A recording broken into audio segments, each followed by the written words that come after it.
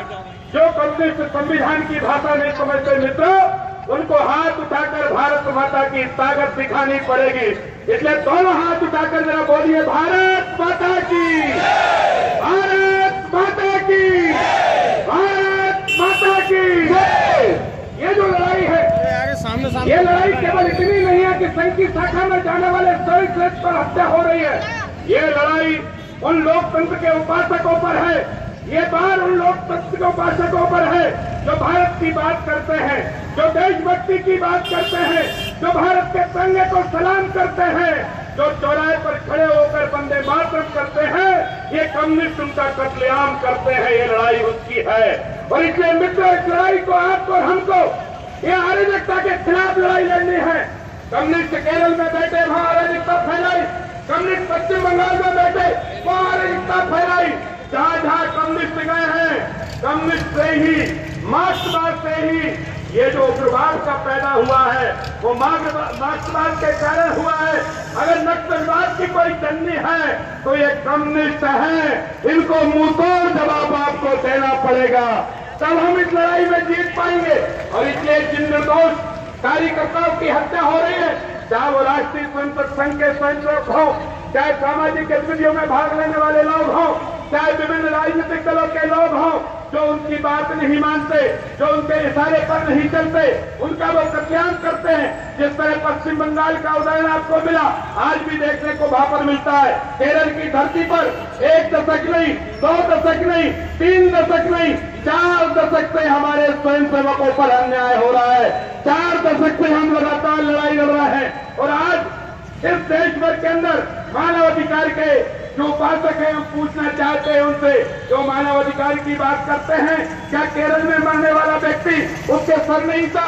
क्या केरल में रहने वाले व्यक्ति उसके मुंह नहीं था, उसके हाथ नहीं थे, उसके पैर नहीं थे? अरे मानवाधिकार की रक्षा करने वाले नपुंसकों, अगर उसका भी हाथ पैर थे तो उसकी हत्या पर तुम क्यों नहीं बोले? क्यों नहीं तुमने उसकी हत्या पर जवाब दिया? क्यों नहीं तुमको दर्द हुआ? क्यों 56 घाव लगे उस नौजवान को? क्यों चौराहे पर कत्लेआम किया गया उस नौजवान को? जो मरने वाला था वो भी तो भारत माता की किसी माँ का बेटा होगा, उसके भी तो बेटे होंगे, उसकी भी तो बहनें और भाई रोते होंगे, लेकिन उनके लिए तुम्हें दर्द नहीं है क्योंकि वो स्वदेशी खून है। स्वदेशी खून पर तुम नहीं मरते। तुम तो चाइना और जापान की भाषा नहीं, चाइना की गुलामी करने वाले कम्युनिस्ट हो गए। तुम हिंदुस्तान की बात नहीं करते, तुम चाइना की बात करते हो। जब युद्ध होता है तो तुम चाइना के साथ होते हो। ये जो लाल गुलामी वाला है, ये रक्त की होली खेलने वाला है निशान। ये जो देख रहा है, ये खून का खंजर है दोस्तों। और इसलिए अगर लोकतंत्र को बचाना है, बाबा भीमराव अम्बेडकर का संविधान बचाना है, हिंदुस्तान में अगर राष्ट्रगान गुजारना है, हिंदुस्तान में अगर राष्ट्रगीत गाना है, तो इस कम्युनिस्ट के खिलाफ ताल ठोककर लड़ाई मैदान में लड़नी होगी। जैसी लड़ाई वो लड़ रहे हैं, वैसी लड़ाई के लिए भी हमें तैयार रहना पड़ेगा, क्योंकि लोकतंत्र की परिभाषा को इस कम्युनिस्टों ने तोड़ दिया है। संविधान की परिभाषा को इन कम्युनिस्टों ने तोड़ दिया है। अराजकता का चारों तरफ माहौल है। आज मैं केवल इसकी प्रार्थना करना चाहता हूँ कि यहाँ पर जो हमारे कार्यकर्ता बैठे, यहाँ पर जो हमारे स्वयंसेवक बैठे, वो इस बात को लेकर बैठे कि बाबा साहब का संविधान मानो। यहाँ पर जो बैठे स्वयंसेवक, वो इस बात को लेकर मान बैठे कि गांधी की विचार को मानो। यहाँ पर बैठे स्वयंसेवक इस बात को लेकर बैठे कि नेताजी का सम्मान करना सीखो। इसके बाद भी अगर कम्युनिस्ट नहीं सीखते, इसके बाद भी अगर राजनीतिक दल नहीं सीखते, तो उनको सिखाने के लिए ताकत खड़ी करनी ही पड़ेगी।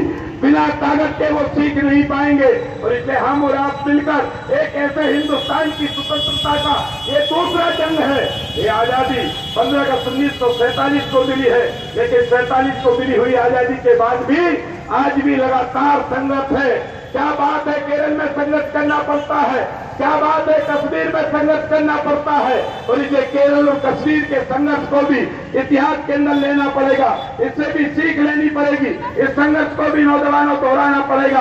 और इसलिए इन नौजवानों का जो वहां पर कत्लेआम हो रहा है, इस कत्लेआम के खिलाफ हमने जो आज आवाज उठाई है, आज जो यहाँ पर मानवाधिकार मंच ने जो आवाज उठाई है, मैं इनको बहुत बहुत बधाई देता हूँ और धन्यवाद देता हूँ। और उम्मीद करता हूँ कि हजारों लोगों के हाथों में तख्ती देकर मानवाधिकार की बात करने वाले लोग अब जरूर बोलेंगे, जरूर लोकतंत्र की आवाज उठाएंगे। इसी निवेदन के साथ आप सबका धन्यवाद। भारत माता की जय।